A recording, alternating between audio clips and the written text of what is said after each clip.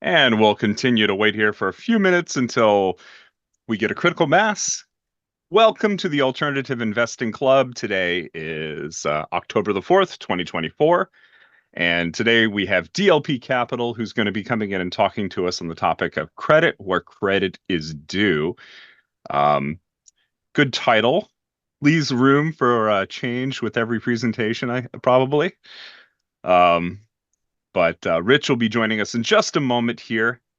While we're waiting, do we have any questions that people would like to pose or any potential speaking topics that you'd like to suggest? And I will go and collect them. And I'll leave it open for the next 2 minutes for people to talk, and then we'll kick it off.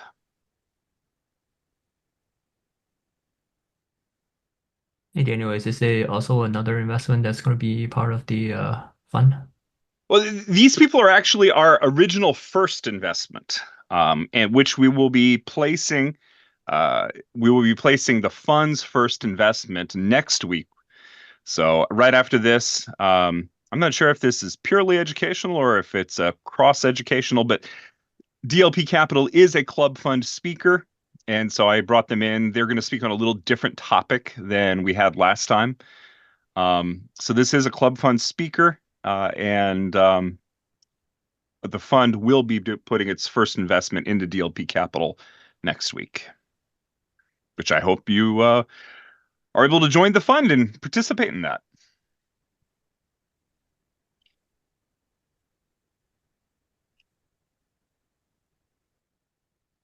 All right, looks like we've got around 42, 43 people in here. We'll kick it off. And Dennis is well represented.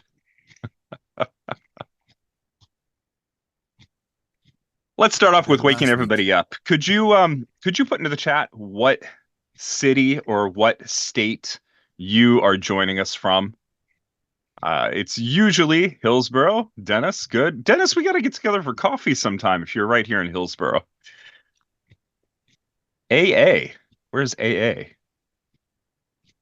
Hmm. It's AZ. Arkansas? No. What would AA be? I think it was a typo AZ. for Oh, I see. Arizona. Okay. Typo. All right. We just crossed 50, so let's kick it off. Welcome again to the Alternative Investing Club. You all know me. My name's Daniel Homin. For those of you who are viewing this later, welcome to the group. This is October 4th, 2024. And we're going to start off with just a couple of announcements, and then I'll turn it over to Rich from DLP Capital. And the first one is that the Alternative Investing Fund is now open for all club members and for people that are accredited who aren't club members. And we have identified our first four strategies that the club fund will be investing in. And this is based on bringing those speakers into this club and getting good responses from the people here in this club. We have not, as a fund, yet invested in any of these groups yet. However, we will be making our first investment into DLP Capital next week. And so I highly encourage you to check out the QR code, grab the investor package, and see if it's right for you. The minimum investment into DLP Capital's fund is $200,000. I believe that's still the case. And it's an institutional, high quality fund that provides good cash flow and good liquidity, which is what we want as our starting point for the fund. And so click on the QR code or take a picture of it, and I'd love to follow up with you. So do that sooner rather than later. We're making the investment next week. The next thing that I have to say here is that I've been working simultaneously on an oil fund with Courtney again. We had a really good response to the capital raise for the previous one, which was done kind of last minute. Courtney had raised 7 out of the 7.5 million that she needed, and she needed a little bit of help just to get to that 7.5 that she needed. So she contacted me, and we filled it up really quickly. But the great thing about the oil funds are that these wells are already drilled. They already are shown to have commercially viable oil. We expect monthly distributions and an estimated 80% depreciation in the first year. And in both of the oil deals that we've done so far, we're estimating that we will return 100% of the invested capital within a 16 to 18 month period. And then after that, you simply have cash flow. So it's a really good way, especially if your income is, in flux. It's an income heavy fund, gives you great tax benefits, and you can use those tax benefits to offset your W-2 income or your capital gains income. So if you've got, you know, not Intel stock, but maybe Nvidia stock, and you sold it and you wanted some way of offsetting those taxes, this is a potential way of doing that. This is a way of doing that. And then lastly, is Ryan Olson on the line here? Yeah, I'm here. I'm showing up as Dennis because I joined through the Intel link. So we're all showing up as Dennis's apparently. Yep. Thank you very much, Ryan, for It's the actual Dennis. I think it's kind of funny, to be honest. But thank you very, very much for covering for me yesterday. I'll let the group here know what was going on with me, because I don't miss a lot of these clubs. So last week we were actually my younger brother unexpectedly passed away in his sleep at age 43 from a brain aneurysm. So we were celebrating his life, and I flew out to Missouri to bury him in our family's where our family has been buried in the past. So thank you, Ryan, for covering for me. And it was a brutal weekend. It was bad things happen in threes, and we pretty much had a sad country music song going on. On the way to the airport, we were hit by a 20-year-old drunk driver, and they totaled our family van. Oh, no. And then 1 hour before the funeral, I got a call from my father-in-law, and I found out that our family dog had to be put down. So it was a rough weekend, but I'm glad to be here. I've taken a little time off, and I had a really good time with family and just a good celebration of my brother's life. So just to let you know where I am and what's going on with me. But we also have I'm hitting the ground running in raising funds for the Alternative Investing Club Fund, as well as the oil deal. Both of those are great deals, and they're going to fill up soon. So with that, thank you, Ryan, and I will turn it over to Rich. All right. Good afternoon, everyone. And first and foremost, Daniel, thank you for having me. My sincerest condolences. We'll definitely keep Matthew, you and your family in our prayers. I'll go ahead and share screen if that's okay with you. And again, open it up to the group just so everyone is aware. We'd welcome any questions throughout while we're chatting. Just feel free to interrupt me. And if you don't get me, just interrupt me again. We'll make sure we answer all questions as we go. And then we'll provide some time at the end to ask more questions and kind of recap on some of the stuff we talk about. So really what we're going to talk about here, and I love our title, Give Credit or Credit Where Credit is Due, which is really kind of a little bit of insights into the private credit world, again, which is one of the largest growing asset and sectors in the market of alternatives. This is our disclaimer. Again, we are fund managers. We are not soliciting for our funds. Daniel already put out what he has going on through his fund. Our minimums, as you'll see later, are higher, $200,000 for accredited investors. However, you can get into the fund with Daniel at $25,000 minimum. So a little bit about me. I joined DLP a little over 5 years ago. I'm the managing director of structured finance and capital partners. Fancy way to say I raise a lot of debt and equity for the company. So I did spend 30 years in structured finance, capital markets, all in the mortgage industry and real estate. So have a pretty extensive credit background. Again, most of those years were with two large public mortgage servicing companies, both non-bank, which meant there weren't any deposits. We required a lot of capital to fund those businesses, grew both of them to over 600 billion of mortgage servicing rights. Each of them managed over 7 billion of financing facilities across many different lenders, have extensive relationships, continue to do that today with a lot of the same folks that I did business with many moons ago, just they might be in a different shop today. And again, from a standpoint of just all the different asset classes that we finance, mortgage servicing rights, servicing advances, buyouts, I mean, all kinds of stuff, securitized all kinds of assets. So really had a great career. And it all started early on in New York. I was at Deloitte and Touche. Didn't really do any typical audits that you would normally find in an accounting firm. I was in a specialized group called CMOs. All I did was reverse engineer securitization structures. Did it in the days way before Excel, even before Lotus. If any of you are old enough to know, again, this was the days of Symphony and reverse engineering and spreadsheets, bond modeling. So a lot of great experience there that propelled my career in structured finance. But enough about me. Love to introduce, at least through the slides here, our founder and CEO, Don Wener. He founded the company back in 2006. He was 21 years old, right out of college. So if you do the math, yes, he is only 39 years old, self-made billionaire, has done extremely well in the real estate industry. He has now grown our company, DLP, over 50% every year and has put us on the Inc. 5000 fastest growing companies for 12 consecutive years. So you could appreciate what that means.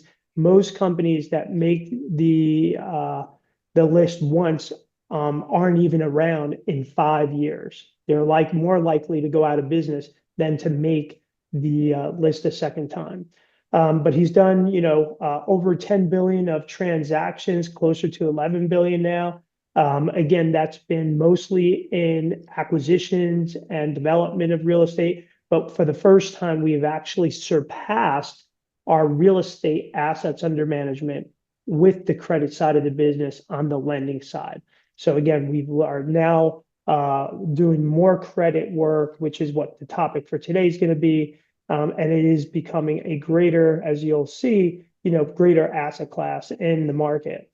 Don's also written 2 books on building an elite organization and building an elite career, which, again, we can help make available to you. If you have any interest, just let Daniel know and we'll get those to you. But it's how we operate the business, right? They're really the blueprint for how to run and how to develop a high scale, high growth business, high profit business, right? Not just growth for growth's sake, but profitably. And again, that operating system we make available to others. We help others implement it.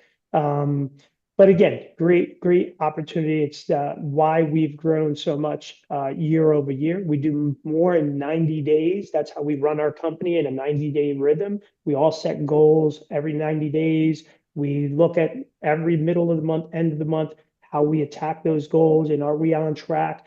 And so by the end of the quarter, we typically will grow anywhere between 10 to 15%, which most companies would love to do that on an annual basis, let alone quarterly. But Don is not just all business. He's a great mentor to me. He's a great family guy. Again, here is his lovely wife, Carla, his 3 sons, Donnie, Alex, and Jake. Jake is now 3, which I can't believe. He adopted him 3 years ago. And again, he spends a great deal amount of time. We actually played basketball this morning at 6:30 a.m. Donnie did play with us. He was on our team. So he's they're very active, and he's now won 5 flag football championships as head coach for their team over the last 17 seasons. But DLP Capital, in one word, who we are really is just a private real estate investment firm focused on transforming lives through the building of thriving communities. That's what we do. We build thriving communities. And we do that in three main ways. We build brand new, affordable, attainable workforce housing from the ground up. We buy existing attainable housing, renovate it, redevelop it, make it better, improve it for our investors and for our residents. And then we finance other real estate operators that do the exact same thing. That has helped us now, grow the business to where we're generating over 500 million of annual revenue. We did 487 in 2023. We have over 5 billion of assets under management, and we're nearing 1.4 billion in equity under management now. And again, all of that is done vertically integrated throughout the entire organization. So we manage all the different processes. So we not only acquire a property, we do all the development, construction, portfolio management, asset management, property management, again, run all the capital markets, which I run through our team. And then we have our investment funds management, which if you look at our flywheel, really starts with our investors investing in all of our funds. And then we deploy that to, again, build thriving communities through those three ways that I mentioned. Today, we service over 3,200 families, which, it's hard to believe. Just in 2020, we hit our 1 billion of assets under management and 1,000th investor. Now we're over 5 billion, close to 6 billion of assets under management, and we have 3,200 families that we work with. More than 50% of our investors are invested across multiple funds. We have 4 different funds that we offer, 2 equity funds, 2 credit funds. We're solely going to be talking about the credit funds today, but if you're interested in learning more, reach out to Daniel or myself, and we're happy to talk to you more about the other funds as well. And one of the most interesting statistics that I personally love is that over 70% of all of our capital comes from existing investors adding to their positions. And I can measure that for the last 3 years, the last 3 months. The number fluctuates a couple of percents up and down, but it's always around 70%, which hopefully means, we're doing something right. And the other 30% really comes from referrals. A lot of the same investors that are working with us today are putting us in touch with their family, their friends, their colleagues that they work with through investment clubs like this, and just sharing the good news. And again, has helped us continue to grow that base. I know many of you are out west in California. I saw from the chat box, Phoenix, Arizona. We primarily operate the business in the Southeast and the Sun Belt, with the 2 biggest states that we invest in as Texas and Florida. And that's primarily because 60% of the country's growth is in those 2 states. So as you see that population growth, job growth, income growth, right? That's where we're building attainable workforce housing, because that's where the greatest need and demand is. So getting into the topic, I'll pause for a second. Any questions on DLP, who we are or what we do, before we dive into private credit specifically? We don't have any questions in the chat. And if you do have questions, feel free to throw them into the chat window and we'll get to them. Excellent. Sounds good. I appreciate you monitoring that, Daniel. So we'll keep going. So again, when you think of private credit, right? Again, most of us know the debt side of the business is very different from the equity side. But again, you kind of have to look at what that capital stack looks like, right? So in many cases, and if you look at like our funds, our DLP lending fund, which is the primary fund that Daniel is looking at, is a senior secured debt fund, right? So it's at the bottom of the capital stack, meaning it's first in priority for credit in terms of repayment. It's also last to take any losses, right? Simple way to look at it from a modeling standpoint. The mezzanine debt, right, is your typical subordinate debt. And we've seen a ton of that coming into the markets, particularly in the last 2 years.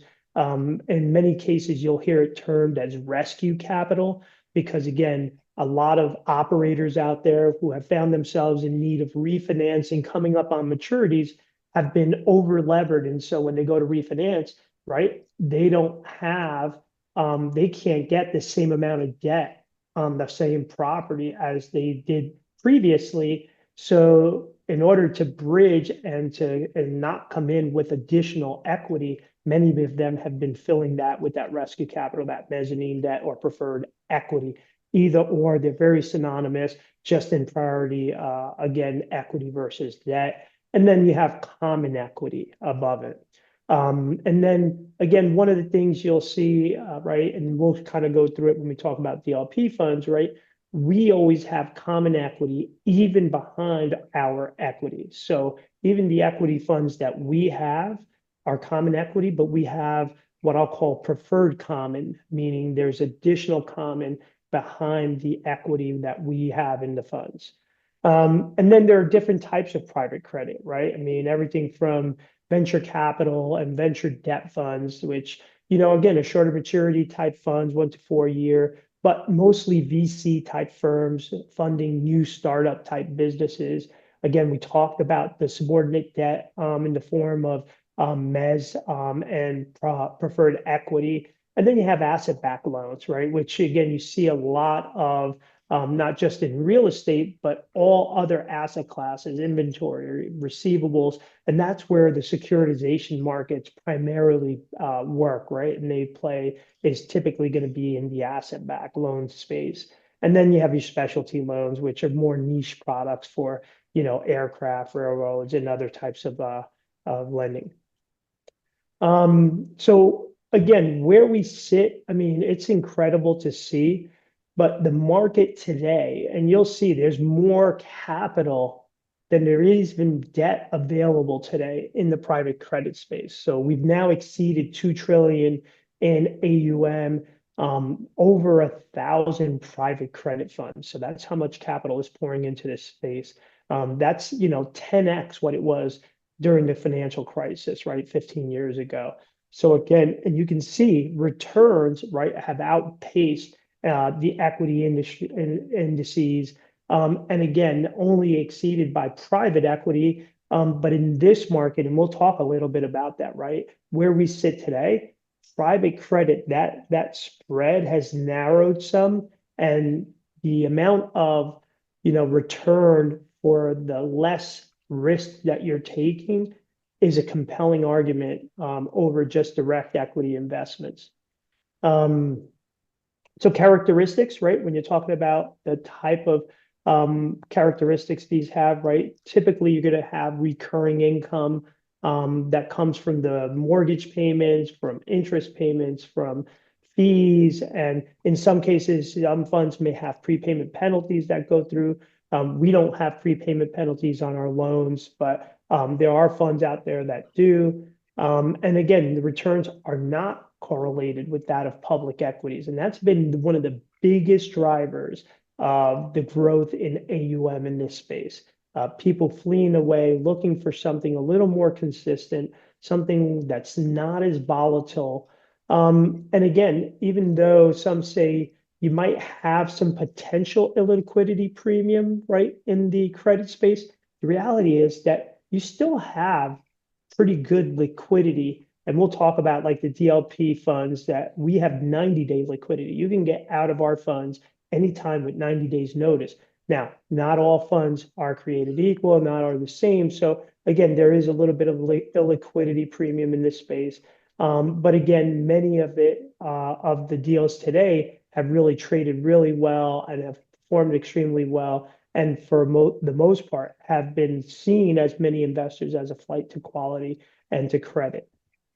So again, what are private credit funds in real estate, right? When you look at it, typically we went through that capital stack, and we'll go through that again one more time, right? You're going to always have your debt, which you could have direct senior secured debt where you have actual first lien titled to the property. And then you have, your sub debt where you may have a first lien before you, and then you're next in line, pref equity, and then that common equity, right? Which will be the last piece that you'll see at the top of the stack. And then again, looking at the differences between what we call, real estate deals or syndications, as many of you would know them, right? There's a huge difference between that and real estate funds, right? First and foremost, you're talking about, and I'll start with the syndication side, right? You're talking about a single asset, a single property, which means you're taking a ton of risk that property is either going to perform really well or, unfortunately, and we've seen this all too many times, it may not do well at all. In fact, you may lose your entire investment. And I can't tell you how many times I've talked to an investor that says, oh, I wish I would have come across DLP sooner, right? And I could have come across, credit funds sooner because I was investing in syndications and I've lost all my capital. You see a lot of them will also ask for capital calls, require more investment to make debt payments, to do different things, to just bridge trying to keep that project alive, which sometimes you got to wonder, are you just pouring, good money after bad?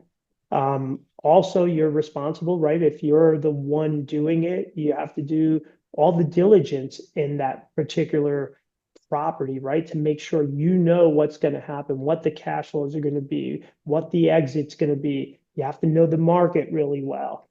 And if you want diversification, right, you're going to have to invest in a lot of different individual deals, which again, not only requires a significant amount of capital, but also takes on a tremendous and humongous amount of risk, right?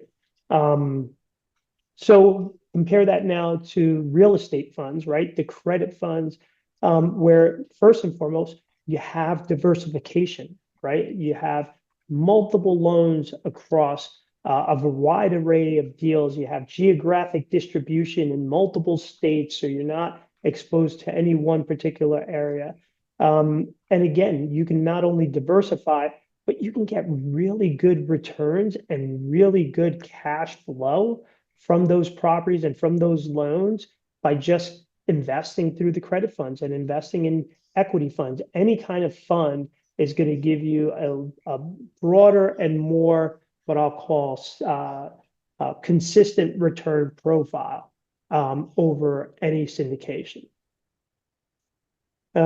So again, comparing kind of credit and equity funds a little bit, right?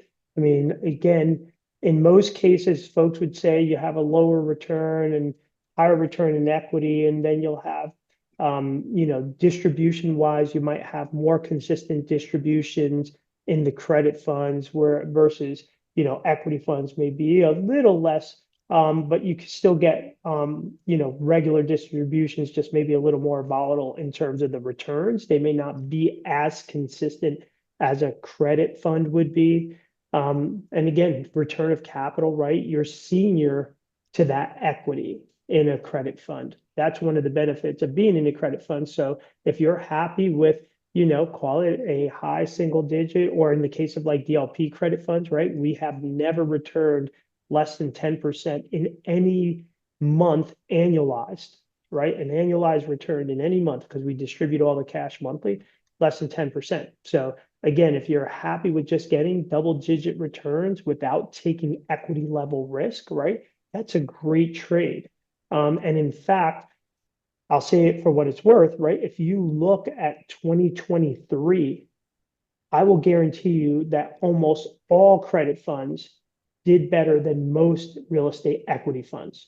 In fact, our DLP housing fund did about 10.01% last year. So it hit its return target. We've never missed a return target, but last year was, close. I mean, it was really close. Our credit funds did more than that last year, both the DLP lending fund and the DLP preferred credit fund, right? But when you look at other funds, that's DLP. We're audited by Cohen Resnick, and Cohen Resnick said that out of all of the hundreds of different fund managers that they audit, DLP was the only one with a positive net asset valuation. So again, we eked it out. We did the hard work to, increase the rents and the NOI and make sure that we're, continue to improve the properties, generate real cash flow, and improve the operations so that we created value, right? Which is why we had a positive net asset valuation. But it was really hard. And when you look at that risk return profile, right, when you're investing, there are going to be years, yes, you're going to do better. I mean, when we were back in 2021, our equity fund, the housing fund, did a 45% return, right? So hence that volatility.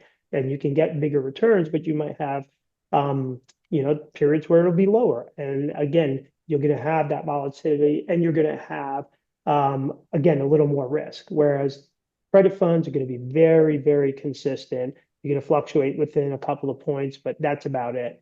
And again, part of that is you're going to be capped, right? There's only so much interest you can charge borrowers. So there's a natural ceiling in credit funds that you don't have in equity funds.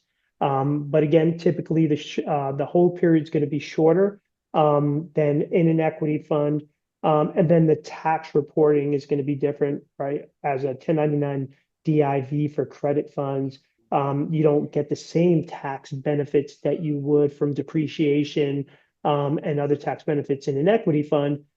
However, our DLP credit funds have, since they're private REITs, they do offer you the ability to take a 20% tax rate deduction through the QBI deduction. So that's the 199A. If you look up the rule 199A, QBI, qualified business income deduction, you could take a 20% tax rate deduction on the credit funds. So this is the chart that I was mentioning earlier. So again, you could see, from low to high in terms of the risk and return profile, and how our funds, right, the 4 funds that we offer, where they participate. So again, that housing fund and building communities fund are there in a common but preferred common sort of equity position. There's always going to be more equity behind it. Same with our second lien and mezz debt preferred credit fund, and with our DLP lending fund, which is all first lien assets. So it's kind of interesting. This chart here will show you why it makes sense to invest in real estate credit funds, right? When you look at even against other types of debt, right? When you look at triple B investment grade corporate bonds, right?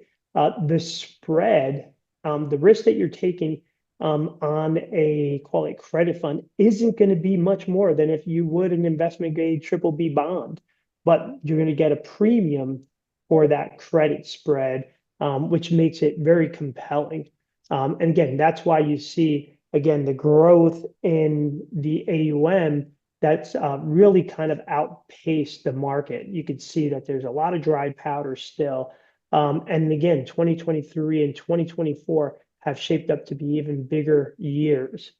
And again, when you look at the cap rates versus interest rates, right? Again, over the last 2 years, you can see that purchasing real estate today and getting especially into the credit side of it, you can get some really, really conservative valuations because of the higher cap rates, because of the higher interest rates. So you're able to lend against the same assets you were lending against, 2-3 years ago, at much lower rates, and again at potentially higher LTVs. So the risk return profile has only improved in the marketplace. So again, what sets real estate credit funds apart, right, in terms of strategy? First and foremost, you're making loans against real estate, right? You have hard assets, so it's a lot more security for lender versus other bond strategies and other debt strategies. Again, real estate valuations we just talked about, right, are a great place. They're a place where the value and you're lending against and where you're getting that risk return, right? You're getting tons of benefit in terms of greater valuation and improved sort of margins overall in the business. And for us, again, we think that there's only tailwinds in this market for us, because if you look, the loans we make are fixed rate loans. So as the cost of our debt goes down, right, that margin is going to increase, which is going to be, translate into higher returns for you, the investors.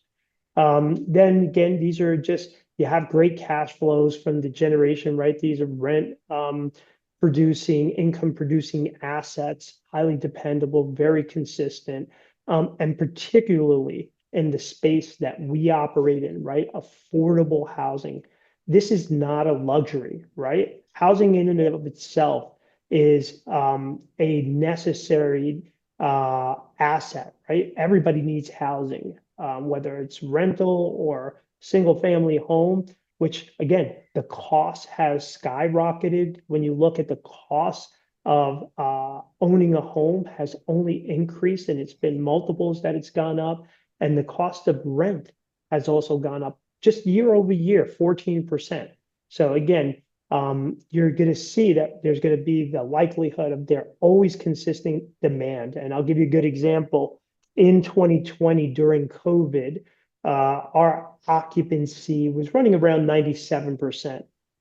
And I don't have to tell you what happened with office, what happened with hospitality, right? Like all these other asset classes that just got decimated during COVID, right? Our occupancy went from 97 to 94% during COVID, and that was mostly due to moratoriums on evictions. So again, high demand, high profit, going to continue to perform extremely well. So the pros of investing in real estate credit funds, right? Again, we talked about them, that consistent cash flow, having collateralized loans, being able to take a senior secured lien on the assets. And in many cases like DLP, we'll get guarantees from the borrower on top of that. So again, you're getting a ton of credit. Sometimes we'll even take additional collateral on top of the property itself. But mainly you're going to get a lot of diversification and a lot of geographic distribution. The downside, well, you might take slightly lower returns than equity funds, right? And that all is timing dependent and market dependent. So last year, right, the credit funds actually outperformed equity funds. But again, there's going to be that natural ceiling, right? You're never, ever going to be able to achieve, high teens or low 20s in a credit fund. It's just not the type of asset that you're looking for.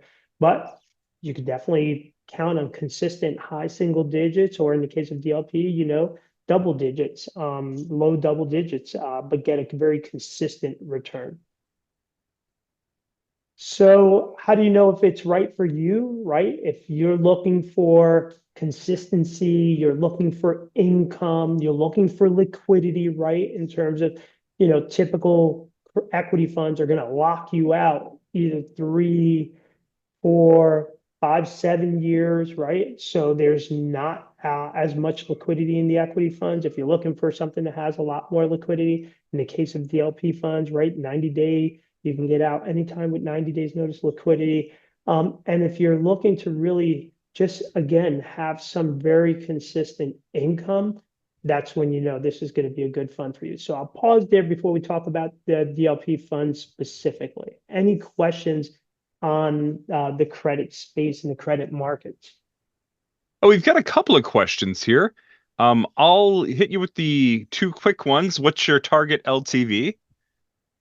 Okay, so typically, like in our DLP lending fund, we will run overall 55, maybe a little less, 52 to 55, I'd say, in LTV. But the more important, question is the LTC, right? The loan to cost, and that generally will run, call it 72 to 75%. The big thing there is you want to make sure that the borrower has a ton of equity in the property, right? That's when they don't walk away. And again, gives you a lot of cushion in those properties. So for DLP, right, being an operator first, meaning we buy real estate, we develop it, right?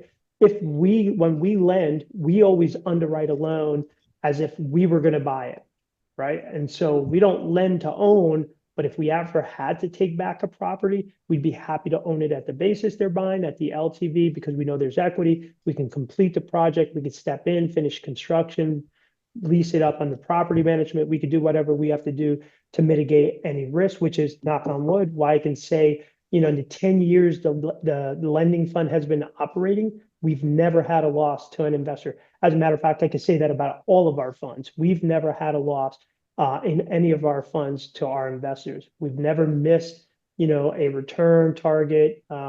So again, having equity is probably one of the most important things, but another thing that's super important is the experience of the borrower, right? And that has only improved in this market as the banks have gone away, right? Which has created this tremendous demand for credit, which is why you see private credit funds increasing as the banks stepping away, is the ability to lend to better borrowers with more experience and reduce that risk.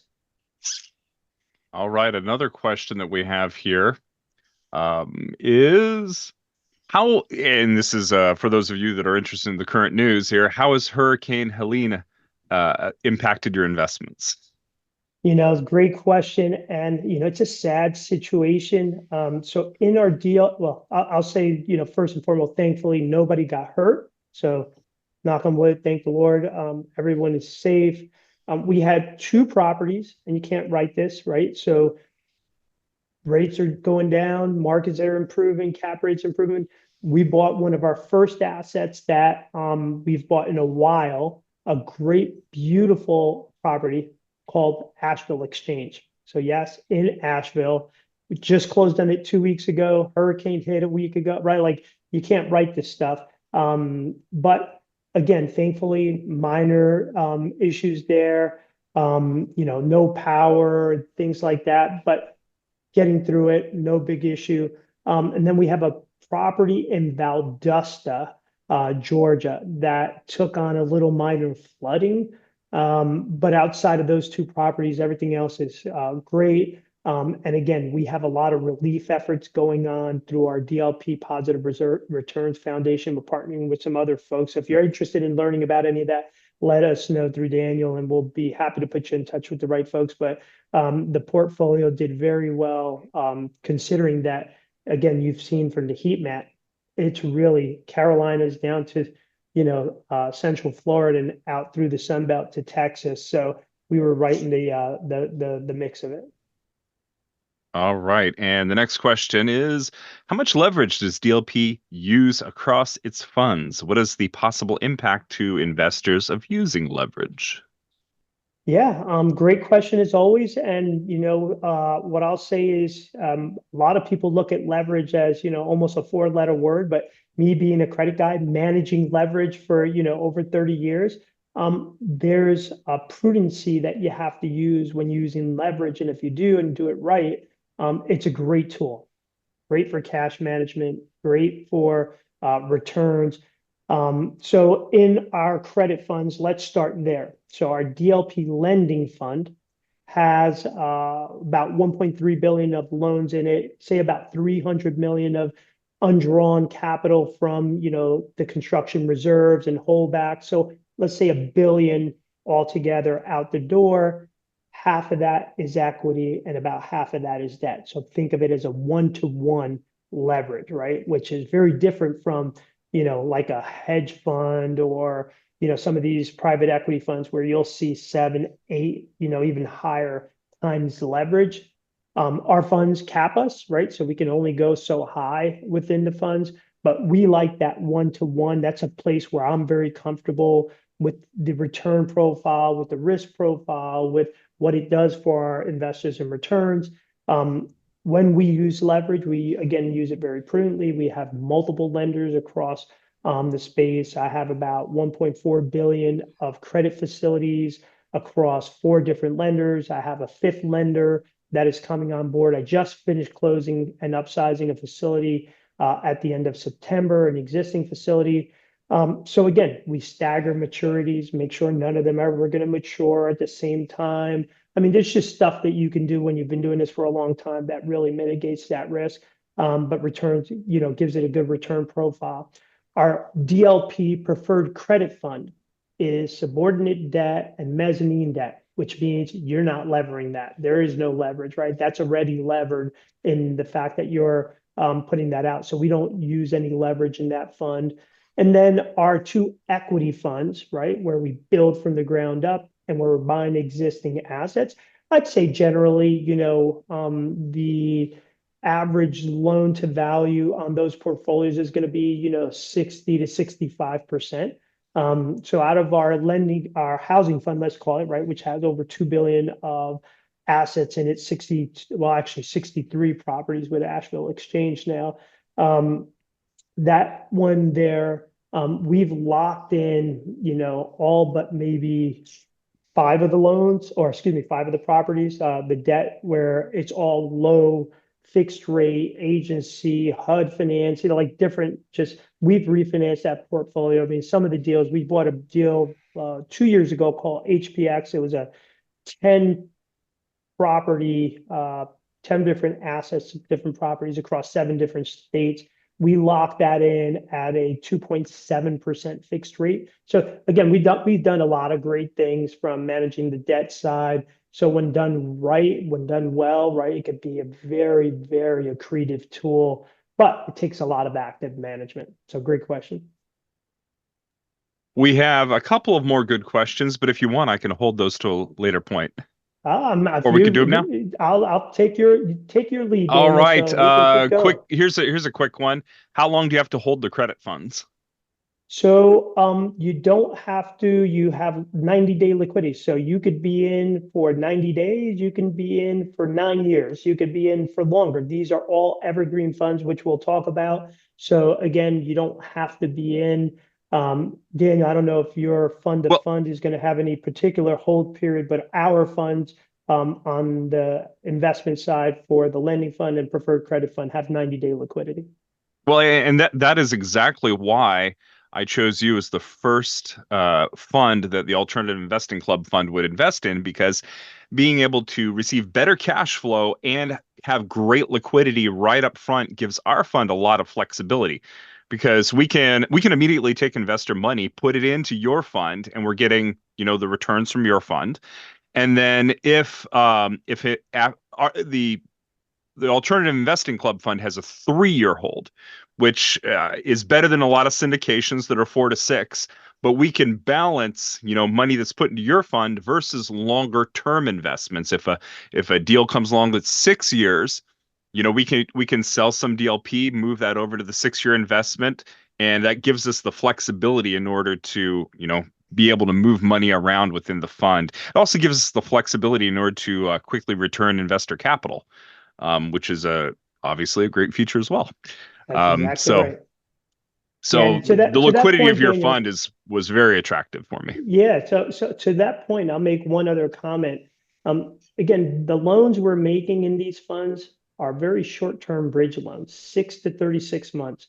So when you think of the velocity, right, our average loan pays off in 12 months. I mean, we get 20% of our capital in that fund returned every quarter. So there's a significant amount of liquidity that comes that gets redeployed, which is one of the beauties of being in an evergreen fund, right? Is that you can continue to keep your money in there. We continue to reinvest it, but there's a ton of capital that gets recycled, but is available to make redemptions when requested. All right, we're getting more questions in now too, and they're all kind of quick questions. Thankfully, it's what is the percentage of your capital that's held from institutional investors?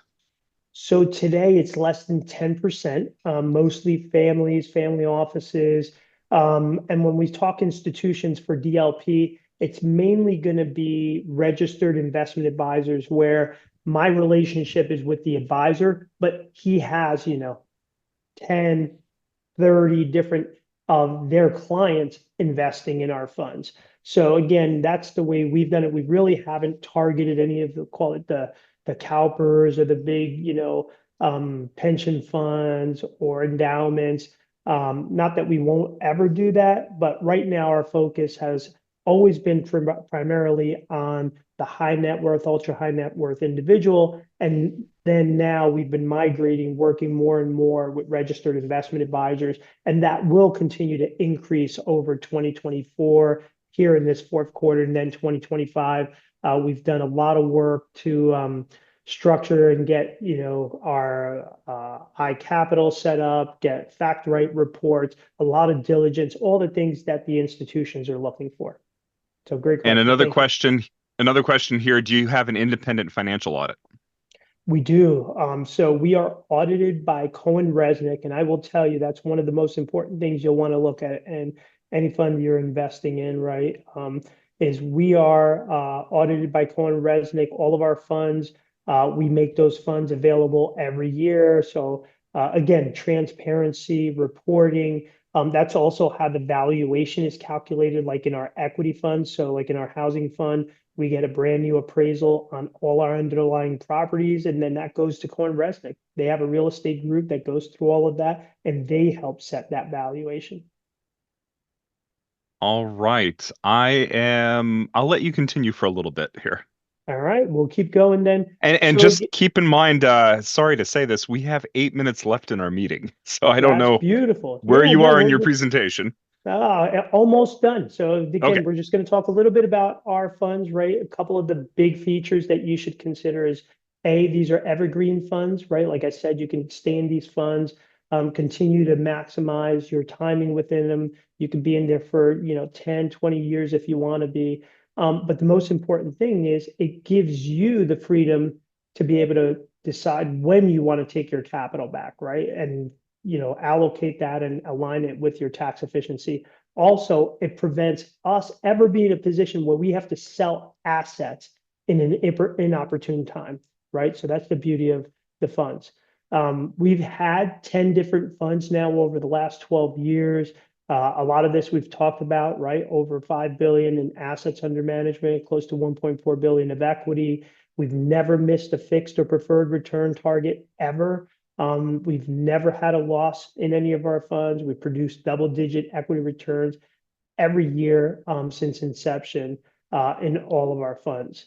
Very simply, in our lending side, right, we're doing everything that we do. We don't lend on anything we don't do. So we lend on land, ground up construction, single family, multifamily, right, RVs and mobile home parks. Anything that we do, we lend against simply because we can step in and take over. We only work with the most experienced borrowers out there, right? So if you look at the average borrower in the lending fund has done over 200 annual deals. I mean, that's a lot of experience. These are generational builders and developers and operators.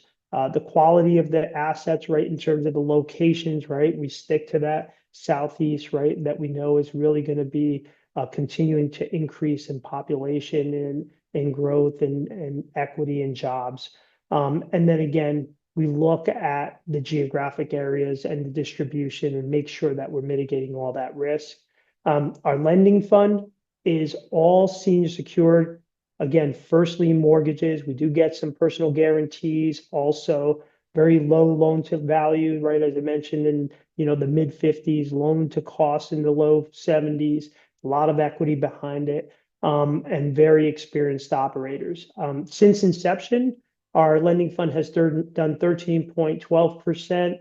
It's distributed nearly 160 million in distribution since its inception. Has 1.3 billion of loans in it, about 100 million out the door, 500 million equity, 500 million of debt, as we discussed. So really great performing fund.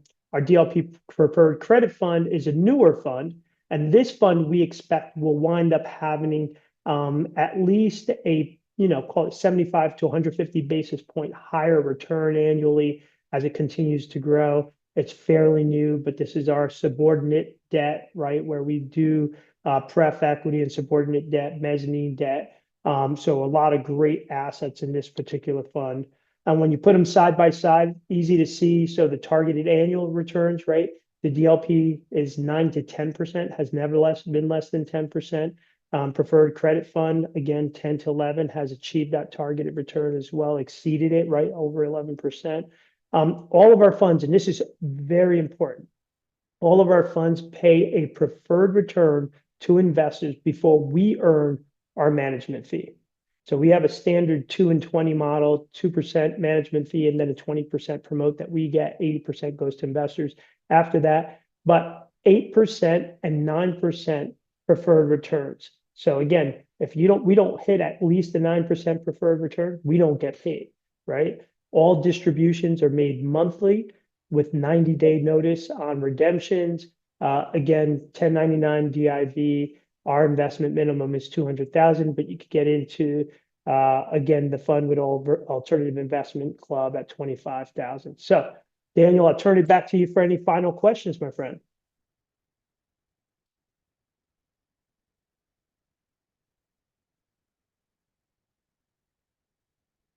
You're on mute, Daniel.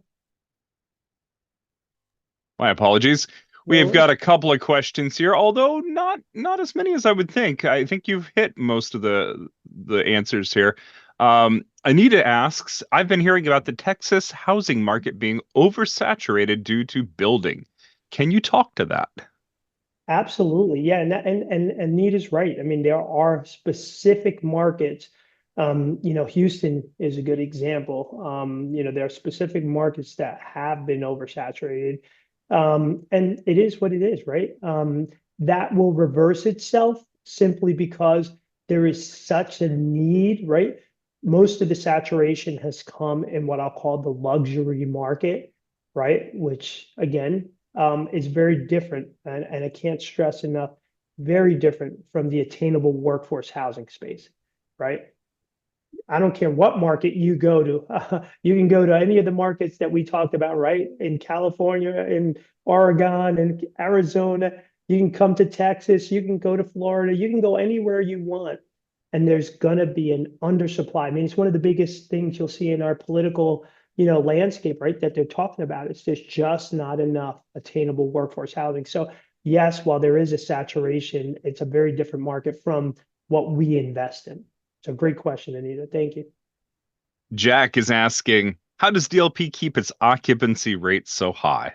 What's the normal turnover for tenants? A lot of hard work. I'll say, well, we do things, and again, for another day, maybe another webinar, we can talk about building thriving communities and what we do, all right? Because there's a lot of effort that goes into how we build thriving communities. One of the things is, the average turnover in an apartment is typically going to be 13 months, right? We look and we put our tenants into 2-year leases. So we start there, very different from the typical, 12-month lease that most landlords do. The other thing we look at is what we're really striving for is for our residents to be with us for over 8 years. And that comes in the form of not just, low rents, right? It's amazing. People say, if you make rents affordable, guess what? People pay their rent, right? And that's a big difference. And it's not rocket science, but it's true, right? So how do you keep that occupancy high? Keep them happy, give them enrichment programs, create community. That's again a whole nother topic, but creating community is more than just giving them a good place to live. It's giving them financial literacy. It's helping them have, right? We always talk about if a resident had an emergency in the middle of the night, can they actually go next door and knock on their neighbor's door and say, hey, can you watch my kid? Will you take care of my dog? In many cases, it's no, right? I mean, we've gone from a place where the average American had 3 friends. Today, it's 1.5. So it's amazing that, we're losing touch with each other, but that's what we're trying to bring back, building that community, which helps keep the stickiness, prevents all the trash outs, turnover, a lot of the things, hence why we can create more value and keep that stickiness. And so thank you, Jack. All right, Rich, we're at the top of the hour, so I'm going to invite everybody here to take themselves off of mute and thank Rich for coming in and speaking to the Alternative Investing Club today. Thank you. Thank you. That's great. Fantastic. Appreciate everyone. Thank Hope you. everyone has Thank a you, Rich. beautiful, you're very welcome. Hope everyone has Thank a you, beautiful Rich. and blessed weekend. And Daniel, we'll be keeping you in our prayers. Thank you for having us. Thank you Thank so you. much. We will be here next week, and I should have pulled up the speaker, but we'll have a fantastic speaker next week. I'll see you all then. Have a good one all.